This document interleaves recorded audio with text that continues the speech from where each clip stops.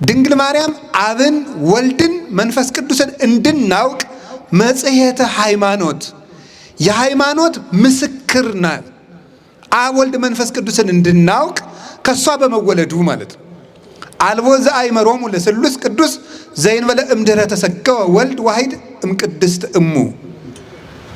ተቀዳሚ ተከታይ የሌለው ወልድ ከድንግል ማርያም ከመወለዱ አስቀድሞ አብና መንፈስ ቅዱስን ወልድን ያወቃቸው ከቶ ማንም የለም ብሎ ቅዱስ ጎርጎርዮስ እንደነገረን አብ ወልድ መንፈስ ቅዱስ የሚል ስም ያወቅ ነው በአካላቸው የተገለጹልን ከድንግል ማርያም ወልድ ከተወለደ ወዲህ ነውና ድንግል ማርያም የሃይማኖታችን መነጽር የሃይማኖታችን መምህርት።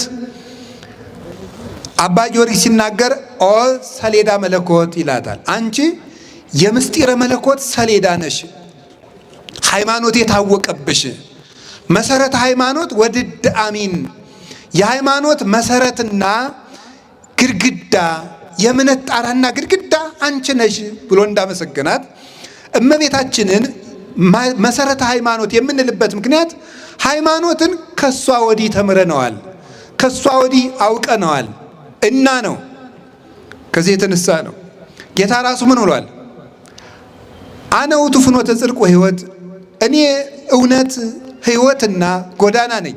አልቦ ዘይክል መጺአ ኀበ አብ ዘእንበለ እንተ ኀቤ፣ በእኔ በኩል ካልሆነ በስተቀር ወደ አብ መምጣት የሚችል የለም ይላል ዮሐንስ 14:6 ላይ።